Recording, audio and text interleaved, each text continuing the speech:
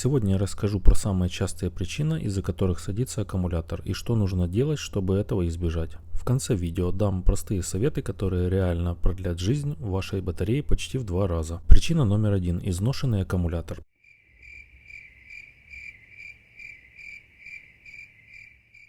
Первая и самая банальная причина – сам аккумулятор уже устал. Его средний срок службы 4-6 лет. Потом даже при регулярной подзарядке он уже не будет держать емкость. Как понять, что батарея доживает последние дни? По утрам стартер крутит вяло, на морозе аккумулятор быстро садится, на корпусе есть вздутие или налет. Проверить легко, мультиметром. В норме напряжение должно быть около 12,6 вольт. Если у вас аккумулятор больше 5 лет и он не держит заряд, не мучайте себя и машину, просто меняйте. Причина номер 2. Утечка тока.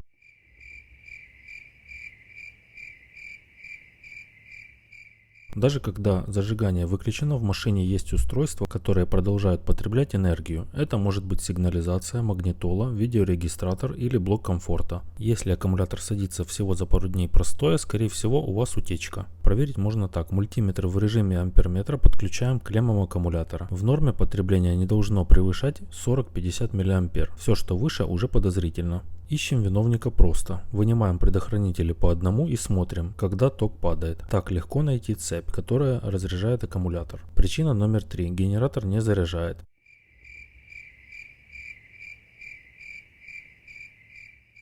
Во время движения именно генератор подает питание и заряжает аккумулятор. Если он неисправен, батарея не заряжается, просто работает в одиночку и быстро садится. Признаки. На панели горит лампа аккумулятора, фары начинают светить тускло, особенно когда включаете отопитель или музыку. Берем мультиметр, заводим двигатель и меряем напряжение. Должно быть от 13,8 до 14,4 вольта. Если меньше, генератор не справляется. Тут уже придется менять щетки, диодный мост или сам генератор. Причина номер 4. Короткие поездки и нагрузка.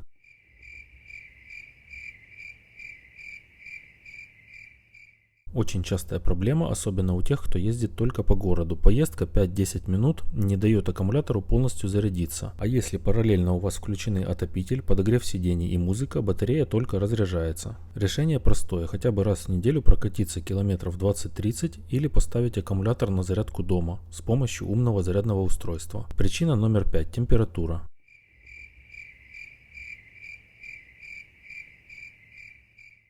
Аккумулятор не любит ни сильный мороз, ни жару. При минус 20 он теряет почти половину емкости, поэтому именно зимой машина чаще всего не заводится. А летом наоборот, от жары электролит может закипеть и батарея быстро выходит из строя. Что делать? Зимой по возможности ставить машину в гараж или использовать утеплитель для аккумулятора. Летом следить за уровнем электролита и не допускать перегрева. Причина номер 6.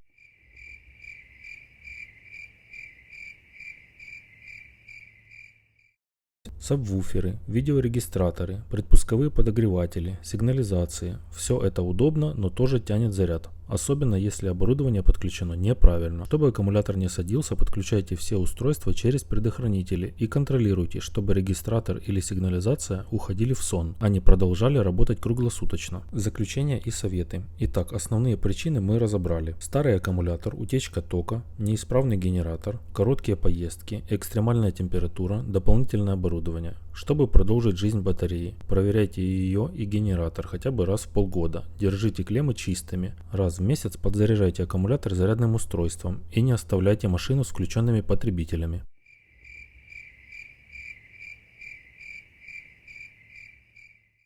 Что нам понадобится? Мультиметр, ключ для снятия клемм с аккумулятора. Важно, никогда не проверяйте ток, подключив мультиметр напрямую без снятия клемм. Это может привести к короткому замыканию.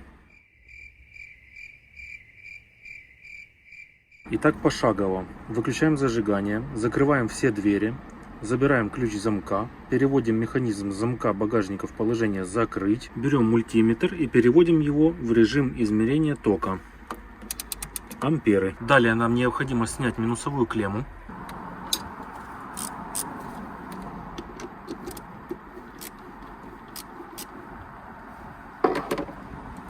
Снимаем минусовую клемму.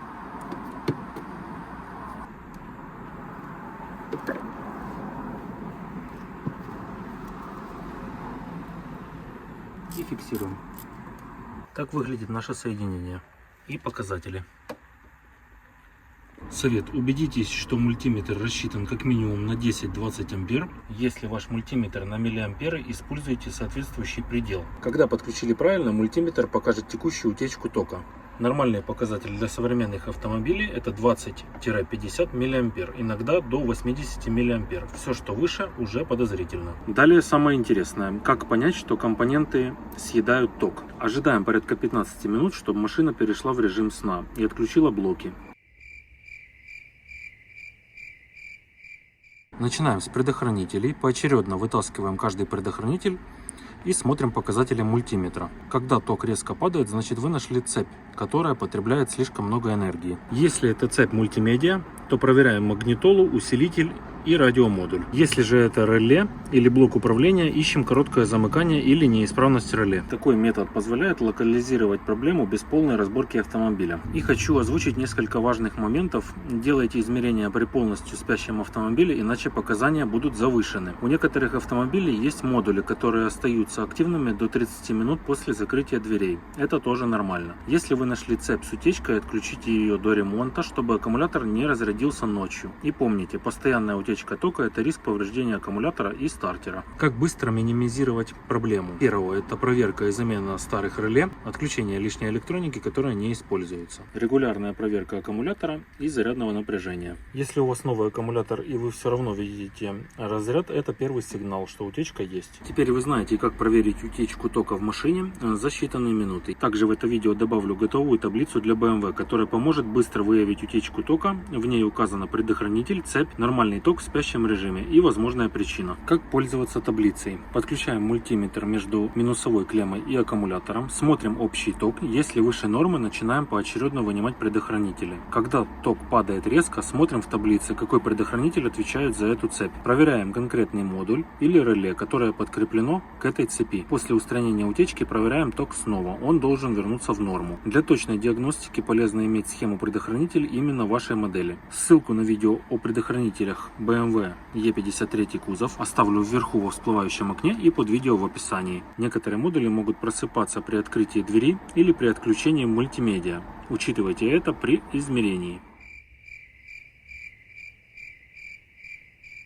В современных машинах аккумулятор часто расположен не под капотом, а в багажнике или под сиденьем. Многие думают, что его нужно снимать для зарядки или подключать зарядное устройство прямо к клеммам, но это не так. Дело в том, что аккумулятор связан с системой управления автомобиля через специальные датчики и блоки. Если подключать зарядное напрямую, бортовой компьютер не понимает, что батарея полностью заряжена. Он считает ее разряженной и продолжает пытаться дозарядить, что вредит ячейкам аккумулятора. Именно поэтому после неправильной зарядки часто появляются сообщения о разряде батареи при следующем запуске. Система попросту не знает, что аккумулятор уже заряжен. Еще один важный момент – безопасность. Снятие аккумулятора или подключение зарядки напрямую к клеммам может вызвать искры, короткое замыкание или даже повредить электронику автомобиля. Как же правильно? Все просто. Используйте специальные клеммы для зарядки, которые предусмотрены производителем. Это те же контакты, которые применяются для прикуривания машины. Подключайте зарядное устройство так же, как и при запуске с внешнего аккумулятора и спокойно заряжайте батареи. Капот и багажник можно закрыть. Главное, чтобы система контролировала процесс. И еще один совет от меня. Используйте подходящее зарядное устройство. Обычные гаражные зарядки не всегда безопасны.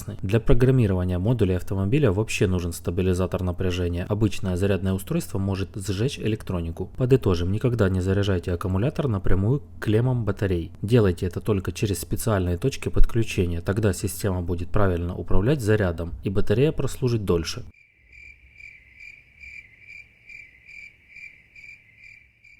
Начнем с самого простого способа. Убедитесь, что ключ зажигания находится с вами. Нам нужно открутить минусовую клемму. Откручиваем. Снимаем клемму, ожидаем 30 секунд. По истечению 30 секунд устанавливаем клемму на место. И проверяем ошибки на приборной панели. В том случае, если ошибки остались на приборной панели, переходим ко второму способу. Откручиваем минусовую клемму аккумулятора. Снимаем минусовую клемму. Далее откручиваем плюсовую клемму аккумулятора. Снимаем плюсовую клемму. Переводим переключатель освещения в положение «включить». Далее нам нужно взять плюсовую клемму и минусовую клемму и соединяем их. Ожидаем порядка 15 секунд. И рассоединяем клеммы. Далее подключаем плюсовую клемму. И подключаем минусовую клемму. В том случае, если ошибки остались на приборной панели, переходим к следующему способу, третьему способу. Откручиваем минусовую клемму, снимаем и откручиваем плюсовую клемму. И снимаем клемму. Обратите внимание, чтобы клеммы не касались друг друга. Далее я буду применять комплект проводки, который показывал в начале видео. Подключаем проводку к нашим клеммам. Сначала подключаем к минусовой клемме. Убедитесь, чтобы клемма не касалась аккумулятора. И подключаем вторую клемму к нашей проводке. Также убедитесь, чтобы проводка не касалась клеммы аккумулятора. И оставляем в таком состоянии на 30 секунд. Нажимаем и удерживаем сигнал порядка 30 секунд. По истечению 30 секунд снимаем проводку с плюсовой клеммы. И снимаем проводку с минусовой клеммы. Далее подключаем плюсовую клемму к аккумулятору. И подключаем минусовую клемму. Убедитесь, что клеммы зажаты. И зажимаем плюсовую клемму. После того, как мы подключили клеммы аккумулятора, проверяем.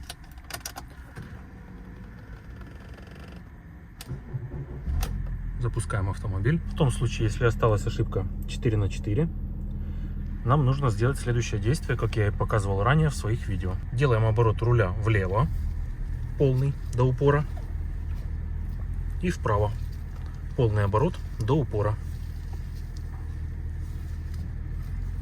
И ошибка ушла с приборной панели. Это проверенные способы, которые реально работают, не требуют специальных знаний и оборудования, доступны каждому водителю. Надеюсь, данное видео будет полезным. Не забывайте поставить лайк под этим видео и подписаться на канал. До встречи на канале.